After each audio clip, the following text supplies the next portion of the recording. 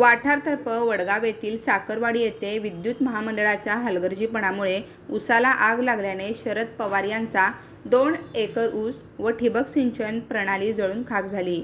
यात त्यांचं मोठं नुकसान झालं। घटनास्थळी शिवसेना जिल्हाप्रमुख संजय चौगुले यांनी भेट देऊन पाहणी केली।